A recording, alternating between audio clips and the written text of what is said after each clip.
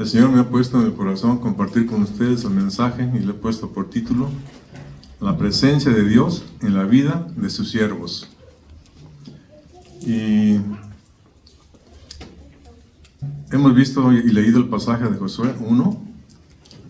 Entonces me llamó la atención el versículo 5b, cuando dice el Señor: estuve con Moisés, estaré contigo, no te dejaré ni te desampararé. Vamos a ver esta mañana la presencia gloriosa de Dios en la vida de su siervo Moisés, la presencia de Dios en la vida de su siervo Josué y de su pueblo Israel, y luego la presencia de Dios en la vida de la iglesia, de esta iglesia. Cristo vive y viene de Querétaro, pero también en la vida particular de cada uno de nosotros como sus hijos. Así que en esta mañana, con la ayuda del Señor, veamos esta enseñanza que nos tiene preparada. Pero antes, en nuestra vida, como personas, hemos tenido alguna experiencia de contar con la presencia de algún personaje, alguna persona de cierto interés o de cierta importancia, vamos a decir. Yo recuerdo que en la infancia, en la adolescencia, Dios me permitió tener una experiencia muy particular en su gracia. Fui seleccionado en la zona de Guerrero, la zona de la Costa Grande, como el alumno más destacado de la primaria en aprovechamiento y conducta. Y recibí la invitación de reunirnos con todos los estudiantes a nivel nacional, aquí en la Ciudad de México, y ser invitados a Palacio Nacional y a visitar al presidente de la República, que en ese momento era el licenciado Gustavo Díaz Ordaz. Y bueno, recuerdo la presencia de este personaje, de este presidente, muy alto, muy formal, con una voz muy grave, y ahí iba tomándose una fotografía en cada estado de los estudiantes, y hablaba algo de la historia de ese estado. Me acuerdo que sé que Guerrero era un estado pues que había tenido una participación activa en la independencia de México, y de sus héroes, etc., y su legado histórico en nuestra nación. Y bueno, quizá algunos de nosotros hemos tenido otras experiencias, quizá hemos conocido o han conocido algunos hermanos, algún deportista de cierta fama, algún científico, algún maestro que ha marcado con su enseñanza su vida. Pero en el ámbito espiritual seguramente recordamos la bendición de un siervo de Dios que nos presentó el mensaje de salvación, y fue un parteaguas en nuestra vida, porque en ese momento encontramos precisamente a la persona más importante de nuestra vida, nuestro Creador y nuestro Redentor, nuestro Dios. Así también vemos que Dios, en su soberanía y amor, llamó a Abraham y le dijo: sal de tu tierra y de tu parentela, la tierra que yo te mostraré, y haré de ti una gran nación, y a tu descendencia daré esta tierra, la tierra de Canaán. Y a través del tiempo vemos que Jacob, uno de sus hijos, desciende a Egipto, y antes había ya descendido el hijo de Jacob, José. Y entonces cuando desciende Jacob y su familia a Egipto, Dios prospera la vida del pueblo de Israel y lo hace multiplicar, engrandecer en gran manera, porque recordemos que José ya era gobernador de Egipto y el faraón le había dado esa encomienda, y el pueblo prosperó y se multiplicó grandemente. Cuando el devenir del tiempo, la historia sagrada dice que ese faraón murió, y también Josué en su momento, José murió. Y entonces el nuevo faraón ni conocía a Dios, ni conocía a José, y entonces se esclavizó el pueblo de Israel y vivió esclavo por más de 400 años. En ese contexto, hermanos, vemos que la presencia de Dios en la vida de Moisés, su siervo, entra en efecto para comisionarlo, para libertar a su pueblo de la esclavitud de Egipto. Vemos en primer lugar, hermanos, que la presencia de Dios en la vida de Moisés, su siervo, está precisamente basada en el llamamiento que Dios le hace a Moisés Recordemos que él apacentaba las ovejas de su suegro Jetro en Madián, y en una ocasión dice que vio la montaña de Dios con fuego y le llamó la atención una zarza ardiente y fue a ver qué pasaba. Y precisamente Dios ahí le habla del medio de la zarza, le dice: quita el calzado de tus pies porque la tierra que estás pisando es santa, y lo encomienda a la tarea de libertar a su pueblo de la esclavitud de Egipto. Después de varios pretextos de Moisés, el Señor habla con él y realmente es motivado y convencido a esta gran tarea. Moisés también sintió la presencia de Dios cuando fue a los ancianos de Israel en Egipto y les comunicó este mensaje hermoso de la redención de Dios, que había escuchado sus ruegos para libertarles de la esclavitud de Egipto. Moisés también sintió la presencia gloriosa de Dios cuando se presentó ante Faraón y le dio el mensaje de Dios: deja ir a mi pueblo Israel para que me adore en el desierto. Lógicamente, la Biblia dice que Faraón se negó rotundamente a esta petición. Vimos también la presencia de Dios en la vida de Moisés cuando el Señor a través de él actúa y manda las plagas de él, los milagros ante Faraón y su pueblo. Y recordamos la vara que se convirtió en culebra, el agua que se convirtió en sangre, las ranas, los piojos, las moscas, la muerte del ganado y animales, el sarpullido y úlceras, el granizo, la plaga de las langostas y las tinieblas por 3 días en todo Egipto. Y todo esto el faraón endureció, dice la historia sagrada, su corazón y no dejó ir a su pueblo Israel a adorar a su Dios. Asimismo vemos que la presencia de Dios estuvo con Moisés en la preparación, dando instrucciones precisas en la preparación de la Pascua del pueblo de Dios. La Pascua, la institución de la Pascua. ¿Y qué era la Pascua? Dice que consistía en matar a un cordero de la manada sin mancha, perfecto, y debía ser sacrificado, y esa sangre debía ser puesta en el dintel de las puertas de las casas de las familias del pueblo de Israel, y en los dinteles, en las columnas, para que cuando Dios mandase su ángel a hacer juicio, pasara por alto esa casa y los que están ahí en esa casa tuvieran vida y no padecieran muerte, como fue la plaga número 10, que fue la muerte de todos los primogénitos de Egipto, de sus animales. No así el primogénito y las familias del pueblo de Israel iban a tener vida porque estaban marcadas por la sangre del Cordero Pascual. Y la Pascua, dice la Escritura, que debía comerse apresuradamente. Debía cocerse ese corderito y comerlo en esa noche, con hierbas amargas y con panes sin levadura.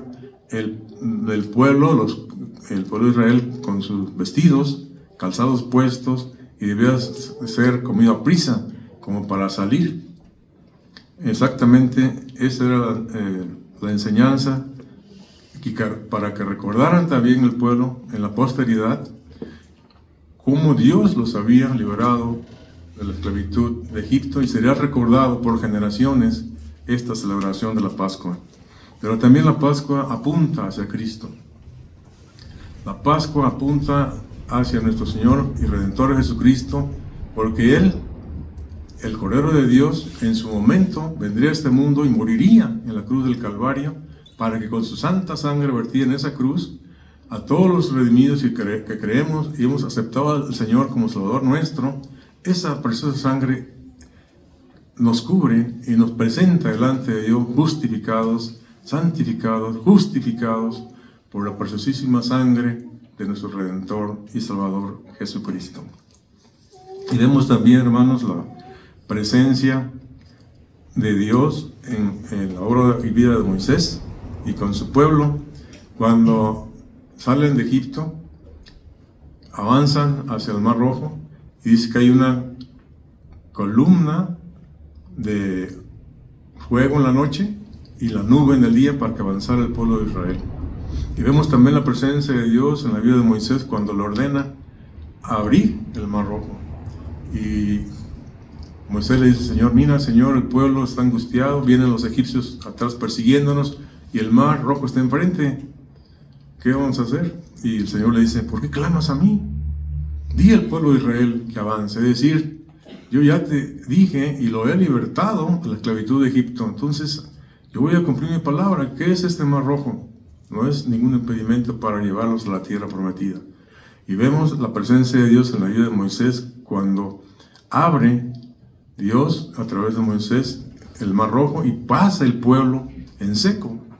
Luego, cuando los egipcios quisieron hacer lo mismo, ¿qué pasó? Dice la historia sagrada que el mar se cerró y murieron los egipcios ahogados. Luego también la presencia de Dios en la vida de Moisés cuando inicia el peregrinaje del pueblo de Israel en el desierto. Y cómo intercede por el pueblo de Israel cuando piden carne y pan, y cuando piden agua, Dios se las concede. E intercede por el pueblo, porque luego no solamente la pedía, sino que como que se rebelaba, se impacientaba y se quejaba, ¿verdad? Era mejor nuestra vida en Egipto, que nos trajiste aquí al desierto a morir sin comida y muertos de sed. Y Moisés intercedía por amor a su pueblo, a Dios, para que no lo exterminara. Y también vemos la presencia de Dios en la vida de Moisés, cómo guía al pueblo en el desierto hasta llegar al Sinaí. El Sinaí dice que el Señor llama a Moisés a la montaña y le da su ley para su pueblo. Pero cuando baja de la montaña vemos que el pueblo se desesperó, porque Moisés estaba en la montaña 40 días y 40 noches con el Señor. Y el pueblo dice que prevaricó, hizo grande pecado contra su Dios, e hizo un becerro de oro y le adoraba y decía: Israel, estos son tus dioses que te sacaron de Egipto. Qué pecado tan tremendo, negar la presencia de Dios, la mano poderosa con que lo sacó de Egipto, y reconocer a un ídolo falso en un becerro de oro que era su nuevo Dios. Dice la Biblia que al bajar Moisés hubo juicio de Dios, que murieron aquel día más de 4,000 hombres en aquel instante de los rebeldes. Y al resto del pueblo en su tiempo daría Dios su juicio. En esa montaña, hermanos, vemos que Dios le da a Moisés leyes a su pueblo, los 10 mandamientos, pero también le da otras leyes de cuidado de la tierra, leyes del sacerdocio, cómo debe de hacerse, leyes de la cooperación entre los mismos pueblos y la misericordia para el pobre, leyes de diferentes aspectos en el cual debía el pueblo de cumplir al pie de la letra para que pudiera gozar de las bendiciones de Dios. Y allí establece un pacto Jehová con su pueblo. Dice: yo seré tu Dios y te bendeciré y te voy a ayudar a echar afuera a todos esos pueblos de la tierra a la cual yo juré a tus padres que te la daría, que son más grandes que tú, pero yo pelearé por ti. Solamente tú cumple y practica esa ley, mis mandamientos, mis estatutos, mis decretos, para que entonces tú seas mi pueblo, mi especial tesoro, y que seas testimonio a todas las naciones, y yo seré tu Dios. Este era el pacto. Y vemos también la presencia de Dios en la vida de Moisés, cuando en el juicio, cuando llegan a la llanura de Moab, justo antes de pasar a la tierra prometida, manda unos espías, dice la Biblia, y traen su informe. 10 de ellos dan un informe negativo. No, hay puros gigantes, somos como langostas delante de ellos. Pero no así Jacob, ¿verdad? Y Caleb. Ellos dan un informe de ánimo y de fe. Y dicen: pasemos y conquistemos la tierra prometida que el Señor nos ha dado, porque Él es fiel y nos la va a dar. Y aquellos espías, dice que el juicio de Dios vino y murieron en ese momento. El Señor hace juicio también contra su pueblo rebelde Israel, y les dice: no entrarán a la tierra prometida, sino sus hijos entrarán y la poseerán. Dice la Biblia que Él los mandó peregrinar nuevamente, regresar al desierto rumbo al Mar Rojo, 40 años hasta que murió aquella generación, y los pequeños crecieron y estuvieron ya varones arriba de 20 años listos para la batalla. Y vemos también que la presencia de Dios estuvo con Moisés cuando, después de regresar ese peregrinaje nuevamente, esos 40 años, volvieron a llegar a la llanura de Moab, y allí Moisés dice que nuevamente puso al pueblo con su Dios y renovó su pacto. Y le dice: mira, prepárate, porque al pasar a la tierra prometida, dice, si amas a Dios y obedeces sus estatutos, Él será tu Dios y Él te bendecirá en gran manera. Tu tierra nunca faltará el fruto. Mandará la lluvia temprana y tardía y te bendecirá en aquella tierra que fluye leche y miel. Pero si no obedeces el pacto y lo quebrantas, entonces esas bendiciones traerá a tu vida las maldiciones y todo te saldrá mal. En esta ocasión, Moisés insta al pueblo a que se ame y sirva a su Dios. Finalmente, vemos que Moisés sintió la presencia de Dios en su vida, aún en su muerte. La Biblia, en la Escritura Sagrada, dice que Dios le dijo: sube al monte Nebo, al Pisga, y allí morirás. Te mostraré allí la tierra prometida, la verás con tus ojos, pero no pasarás a ella. ¿Por qué? Pues porque tú, dice, fallaste y no me diste la gloria en una ocasión, cuando te mandé decir al pueblo: habla a la roca para que fluya agua, y tú no me glorificaste. ¿Qué dice la historia sagrada? Que la segunda vez Moisés, molesto con el pueblo, dice que golpeó la roca y no le habló. Y entonces, por esa falla, dice que el Señor le permitió ver solamente la tierra prometida, pero no le permitió entrar. Dice la Biblia que allí murió Moisés, siervo del Señor, a los 120 años de edad. Y el Señor lo sepultó en el valle de Moab, frente de Bet-peor, y nadie conoce su sepultura hasta hoy. La Biblia dice que no se levantó profeta en Israel como Moisés, que Dios se manifestó con poder y gloria, su presencia bendita, en liberar al pueblo de Israel, en la guía a través del desierto, en las leyes a su pueblo y a su nación, y a animarles a que fueran fieles, amando a Dios, cumpliendo su ley y sirviéndole. Así vemos también que la presencia de Dios en la vida y obra de Josué.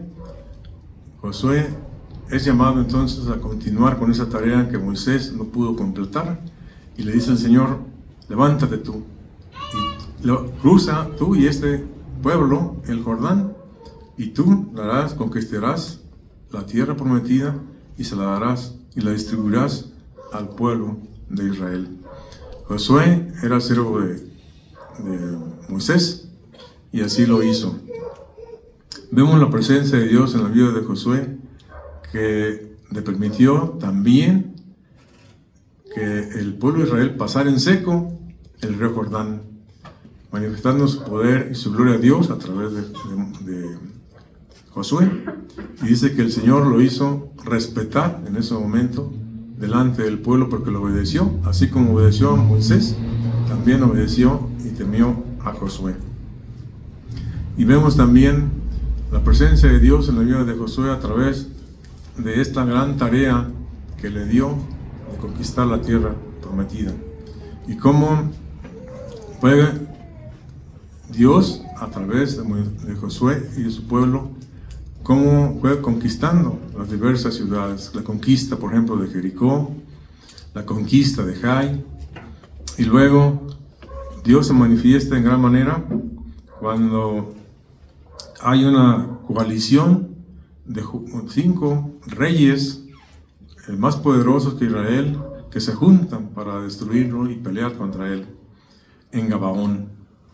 Hay un hecho histórico precioso y un acto poderoso y milagroso de Dios en esa ocasión. Dice que delante de Israel, Josué ora a Dios y en plena batalla le dice: Sol, detente sobre Gabaón, y tu luna, detente en el valle.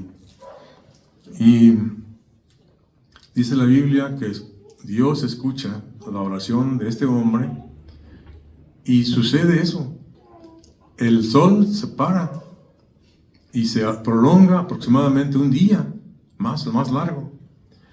Algunos dicen que no es cierto, los incrédulos dicen: no, hombre, eso fue la difracción de la luz nada más. No, fue un eclipse. Pero la Biblia es enfática y dice: Dios escuchó la oración de este hombre y no ha habido un acto antes ni después ahora que sucede este milagro. Porque para Dios, hermanos, el creador de todas las cosas, nada es imposible. Como el creador del sol, de la tierra, de las galaxias, del mar, no podía prolongar, de acuerdo a sus propósitos benditos, el tiempo de aquel día para que Israel pudiese terminar y vengarse de sus enemigos. ¿Por qué? Porque él peleaba, dice la Biblia, por su pueblo. Y así mismo en esta ocasión también vemos que Dios envía grandes piedras de granizo, y cuando estos enemigos huían por el sendero de Bet-Horón, dice que envía esas bolas, esas piedras, y mata a estos enemigos de Israel con una precisión absoluta, como desde el cielo, ¿verdad?, una piedra gigante en la cabeza de aquellos hombres, y murieron. La Biblia dice que fueron más los muertos por Jehová que por Israel en ese momento. Asimismo vemos también la presencia de Dios en la vida de Josué, en la conquista de todos los reyes amorreos, heveos, eteos, enemigos de Israel, tanto en el sur de la tierra prometida como en el norte. Dios le da esa victoria a Israel a través de la presencia de Josué. Vemos la presencia de Dios también en la vida de Josué, cuando le da instrucciones precisas para repartir esa tierra prometida al pueblo de Israel por las tribus. Y vemos también la presencia de Dios en la vida de Josué, cuando, ya siendo anciano, mueve el corazón del pueblo de Israel nuevamente a tener un reencuentro con su Dios, con el pacto. En el capítulo 24 de Josué vemos precisamente esta historia sagrada cuando le dice: ustedes no pueden servir a Dios en esas condiciones, arrepiéntanse, desechen los falsos dioses y regresen a Dios con corazón entero, sincero, ámenle y sírvanle. La Biblia dice que el pueblo sirvió a Dios cuando el tiempo que duró Josué, el tiempo que duraron los ancianos que habían visto la gloria y el poder de Dios. Y desgraciadamente la historia dice que después Israel quebrantó el pacto con su Dios, y Dios trajo juicio y trajo disciplina fuerte al pueblo, tanto que muchas veces fue exiliado bajo el yugo de otras naciones. Y vemos también en la lectura sagrada que, bueno, después del tiempo de la iglesia, el pueblo de Israel, dice la Biblia, que Dios tiene un plan para ellos. Ellos creerán en el Señor Jesucristo, y Dios hará grandes cosas con su pueblo Israel en el futuro, en su tiempo. Muy bien. Esta historia sagrada que hemos visto, hermanos, hemos visto que Dios es el Dios que cumple su promesa en su tiempo. Es el Dios que estuvo con sus siervos Moisés, Josué, y los hizo participantes de estos planes maravillosos, gloriosos para su pueblo Israel. Y ese Dios, hermanos, que estuvo con ellos, es el mismo Dios que está y se ha manifestado en la vida de su pueblo en este lugar y en la vida nuestra. En la vida de la iglesia, Cristo vive y viene de Querétaro. Dios, su presencia se ha manifestado. ¿Por qué? Pues porque desde el principio que sus siervos empezaron a predicar en esta región, se manifestó su presencia ahí con ellos. Finalmente, el trabajo fructificó y se organizó esta iglesia en Misión en Iglesia, y cuyo nombre es precisamente Primera Iglesia Bautista de Querétaro, Cristo vive y viene, en el año de 1969. Ya son 65 años que Dios permite cumplir a esta iglesia. ¿Y por qué, hermanos? Porque ha sido esta iglesia guiada por Dios, porque en primer lugar puso su fundamento único, que es Cristo Jesús, la roca en la cual descansa esta iglesia. Y la Biblia, la santa palabra de Dios, la ha tomado como fe y práctica para vivir su vida en el cumplimiento de su función de establecer el reino de Dios aquí en la tierra, en el corazón de los hombres, a través de las 5 funciones fundamentales de la iglesia, que es la adoración, la enseñanza, la comunión entre nosotros como siervos suyos, y también el servicio de los ministerios. Gracias a Dios, porque a través de este tiempo el Señor ha sido la cabeza de la iglesia y el Señor la ha cuidado con su mano poderosa. Y en estos 56 años que acaba de cumplir, ha estado Dios presente con la iglesia. Y también confiamos en base a que tenemos al Dios que es el mismo, ayer y hoy y por los siglos, estará con esta iglesia en este año 2026.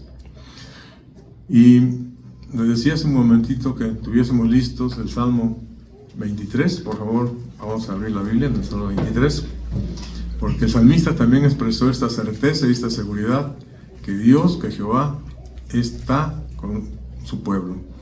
Y vamos a leerlo de una manera especial. Yo voy a empezar a leer, y cuando les dé una indicación, ustedes van a repetir, por favor, también en este año 2026. ¿Sí? Yo voy a leer una parte y ustedes van a decir también en este año 2026. Les invito, por favor, a ponernos de pie. Salmo 23. La palabra de Dios dice: Jehová es mi pastor, nada me faltará. También en este año 2026. En lugares de delicados pastos me hará descansar, junto a aguas de reposo me pastoreará. También en este año 2026. Confortará mi alma, me guiará por sendas de justicia, por amor de su nombre. También en este año 2026. Aunque ande en valle de sombra de muerte, no temeré mal alguno, porque tú estarás conmigo. También en este año 2026. Tu vara y tu callado me infundirán aliento. También en este año 2026. Aderezas mesa delante de mí en presencia de mis angustiadores.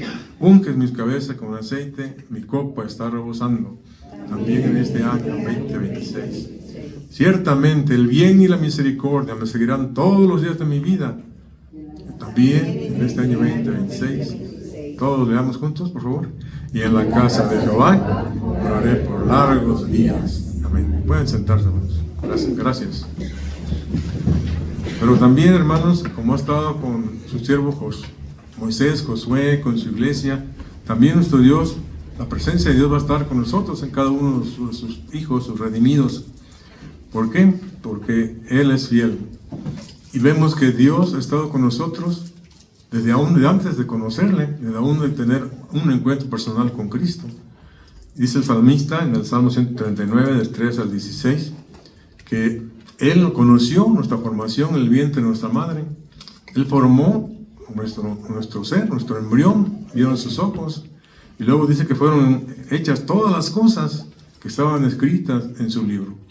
Así que si somos altos, bajitos, morenos, güeros, cabello negro o rubio, el Señor ya tenía un plan perfecto como persona. Y también nuestro carácter, ¿verdad?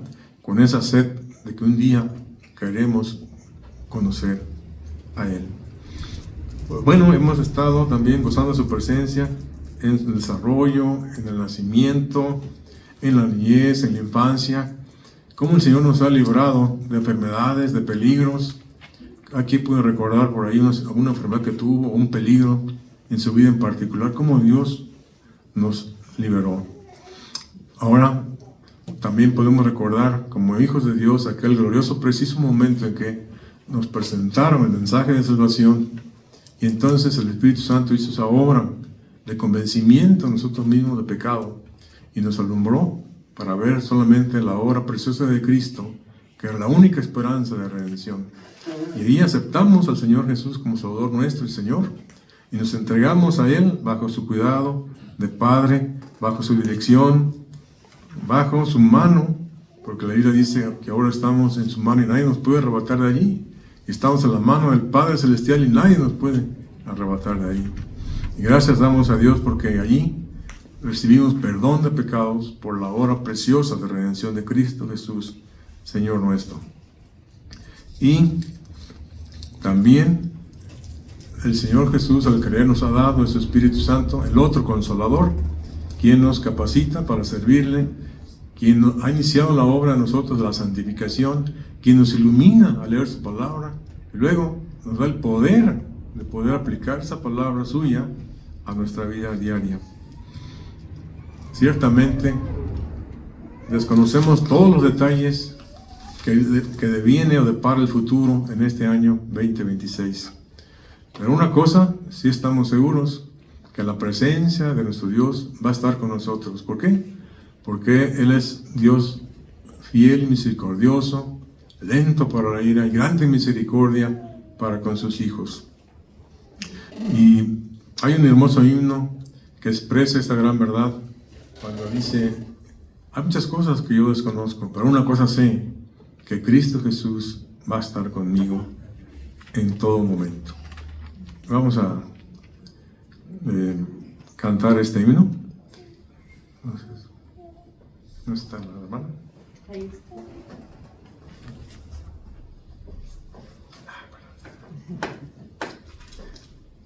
En inglés, en español se llama este himno Nada sé sobre el futuro, pero me gusta más el título en inglés que dice I know who holds tomorrow. Yo sé que Cristo controla el mañana.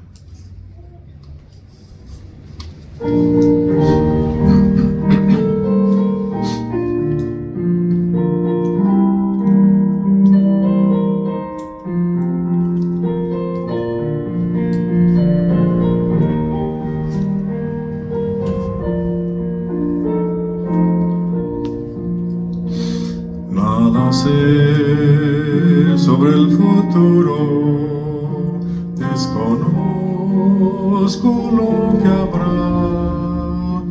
Es probable que las nubes mi luz vengan a opacar. Nada temo del futuro, pues Jesús conmigo está. Yo le sigo decidido, pues Él sabe lo que habrá. Muchas cosas no comprendo del mañana con su afán, mas un dulce amigo tengo que mi mano sostendrá. Mi sendero es más brillante cuando gozo de su amor, más ligeras son mis cargas cuando voy a mi Señor. Cuando llegue a las mansiones en la gloria preparó, ya no más tendré temores, desengaños ni dolor. Muchas cosas no comprendo del mañana con su afán, mas un dulce amigo tengo que mi mano sostendrá. Nada sé sobre el futuro,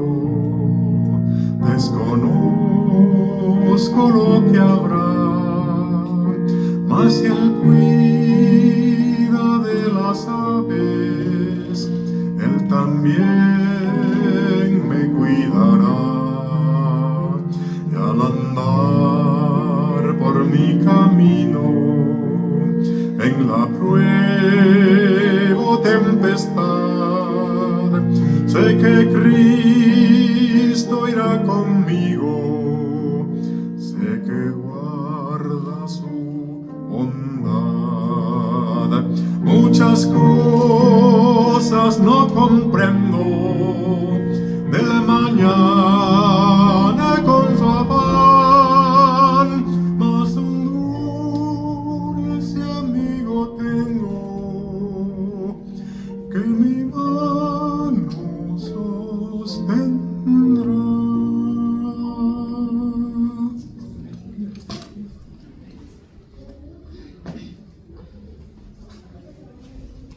Gracias a Dios porque Él es fiel y va a estar siempre con nosotros en este año 2026. Conclusiones.